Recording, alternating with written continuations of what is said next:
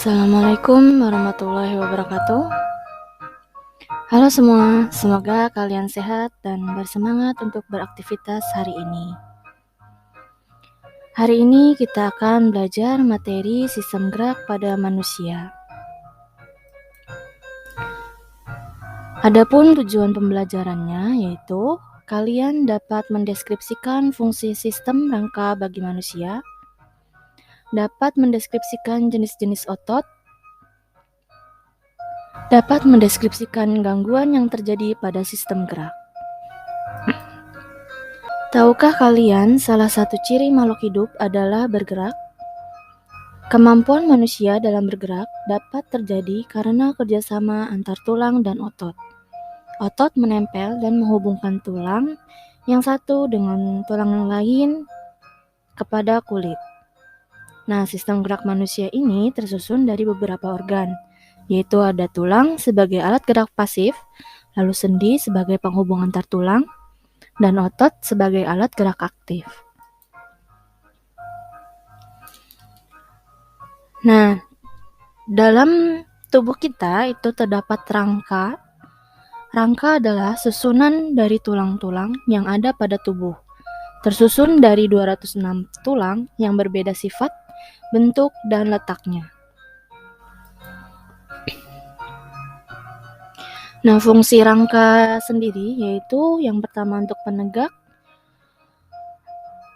memberi bentuk, menahan, dan menegakkan tubuh. Lalu yang kedua itu melindungi organ-organ tubuh yang penting. Yang ketiga sebagai alat gerak pasif. Yang keempat tempat melekatnya otot dan rangka. Yang kelima tempat pembentukan sel-sel darah. Yang keenam sebagai tempat menyimpan mineral.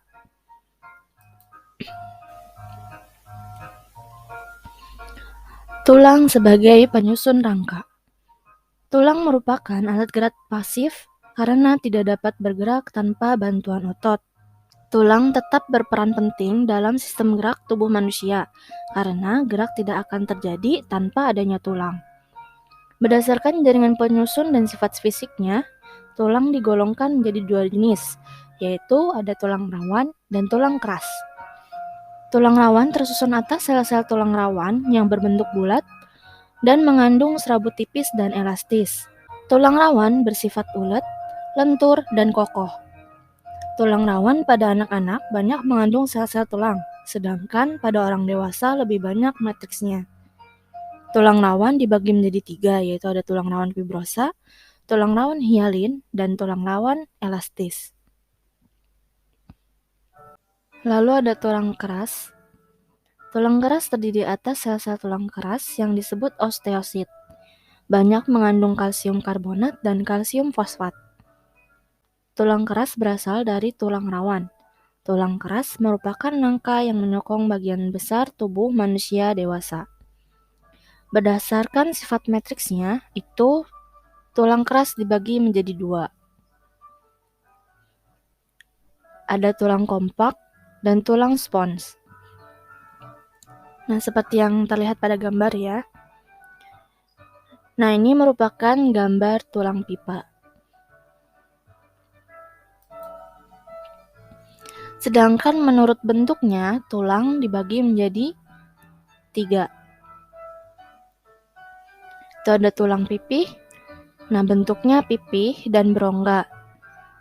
Letaknya itu ada di tulang rusuk, tulang belikat, dan tulang tengkorak.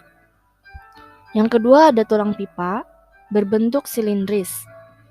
Letaknya ada di pergelangan kaki dan tangan. Lalu ada tulang tak beraturan. Nah, ini berbentuk tidak beraturan. Contohnya ada di tulang wajah dan tulang belakang. Susunan rangka tubuh manusia. Tubuh manusia terdapat dari beberapa susunan tulang, yaitu ada tulang tengkorak yang terdiri dari tulang tempurung kepala, tulang wajah, dan telinga. Lalu ada tulang dada. Tulang dada merupakan tempat melekatnya tulang rusuk bagian depan, bersama-sama menjadi pelindung organ di dada, yaitu paru-paru dan jantung. Lalu tulang belakang berfungsi menjaga berat badan dan melakukan berbagai posisi dan gerakan. Tulang belakang terdiri dari beberapa ruas. Ada ruas tulang leher, tulang punggung, tulang pinggang, tulang kelangkang, dan tulang ekor.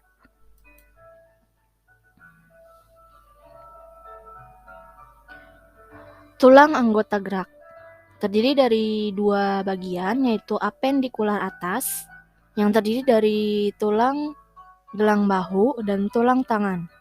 Lalu ada apendikular bawah terdiri dari gelang panggul dan tulang kaki. Gelang bahu terdapat dua buah tulang belikat yang melekat pada tulang rusuk dan dua buah tulang selangka yang melekat pada tulang dada.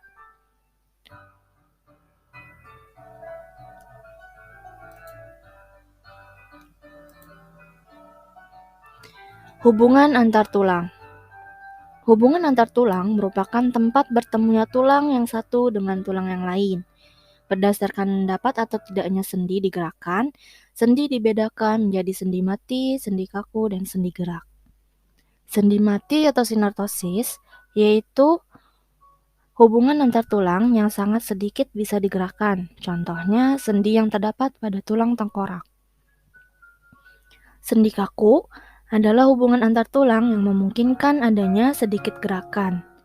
Misalnya hubungan antar tulang rusuk dan tulang dada.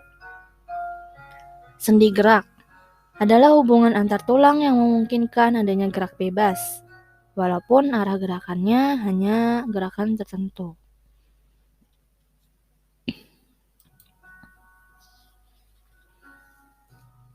Berdasarkan arah geraknya, sendi dibagi 4 macam. Ada sendi putar, sendi engsel, sendi pelana, dan sendi peluru.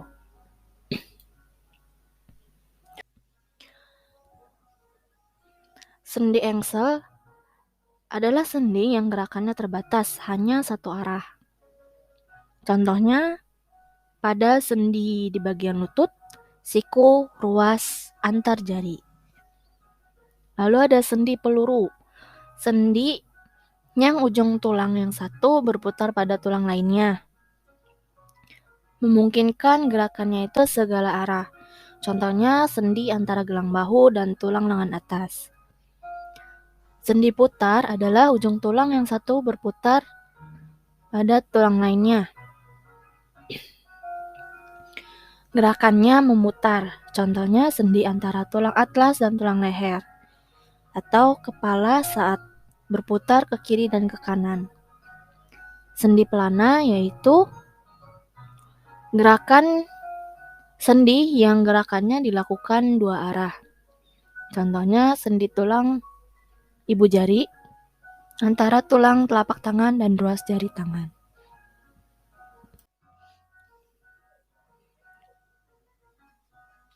Otot. Tulang tidak dapat bergerak jika tidak digerakkan oleh otot. Otot dibagi menjadi 3, yaitu ada otot polos, otot lurik, dan otot jantung. Otot polos berbentuk seperti gelondong, mempunyai inti sel yang berada di bagian tengah. Sifat kerja otot polos adalah bergerak lamban dan dipengaruhi oleh saraf otonom, atau bekerja secara tidak sadar. Otot lurik berbentuk panjang, mempunyai bagian gelap dan bagian terang yang berselingan. Otot lurik bekerja di bawah kesadaran kita atau disebut otot sadar. Otot jantung terdapat pada jantung yang tersusun memanjang, mempunyai serabut yang bercabang. Otot jantung bekerja di luar kesadaran kita.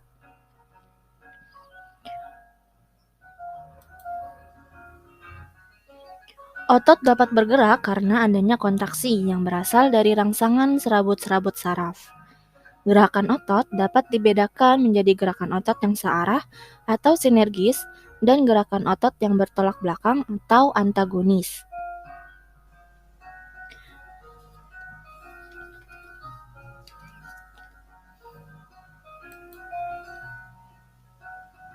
Gangguan dan kelainan sistem gerak. Yang pertama, gangguan dan kelainan pada tulang karena faktor nutrisi, yaitu rakitis. Kelainan yang berhubungan dengan pertumbuhan tulang pada anak karena kekurangan vitamin D dan kalsium. Lalu ada osteoporosis, keadaan tulang yang menjadi rapuh dan keropos akibat kekurangan kalsium. Gangguan karena gangguan fisik itu dibagi menjadi dua, ada fraktura dan fisura. Nah, keduanya ini kan keretakan atau keadaan patah tulang akibat benturan atau pukulan keras. Pada patah tulang fraktura, itu tulangnya bisa sampai keluar kulit. Sedangkan fisura, tulangnya itu patah di bagian dalam. Lalu ada gangguan karena penyakit. Polio merupakan radang sumsum tulang belakang yang disebabkan oleh virus polio. Lalu ada gangguan karena kebiasaan. Skoliosis, kelainan karena ruas-ruas tulang belakang tertarik atau melengkung ke kanan atau ke kiri. Lordosis yaitu gangguan ruas tulang belakang yang tertarik atau melengkung ke depan. Dan kifosis, gangguan karena ruas tulang belakang tertarik atau melengkung ke belakang.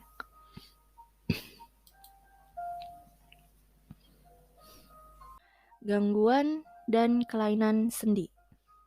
Itu ada artritis, radang sendi yang menyebabkan sendi terinfeksi. Lalu ada dislokasi, bergesernya sendi dari tempat semula. Lalu ada terkilir. Nah, ini tertariknya ligamen sehingga ligamen tidak di posisi asalnya. Lalu ada ankylosis, sendi yang seolah-olah tidak dapat digerakkan.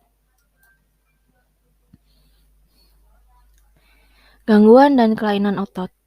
Yang pertama ada atrofi, yaitu otot mengecil. Hipertrofi, otot membesar, biasanya terjadi pada biaragawan. Lalu ada kram. Nah, terjadinya kram ini akibat otot yang mengencang. Lalu ada mistenia gravis yang menyebabkan matinya otot sehingga membuat titik-titik otot itu melemah.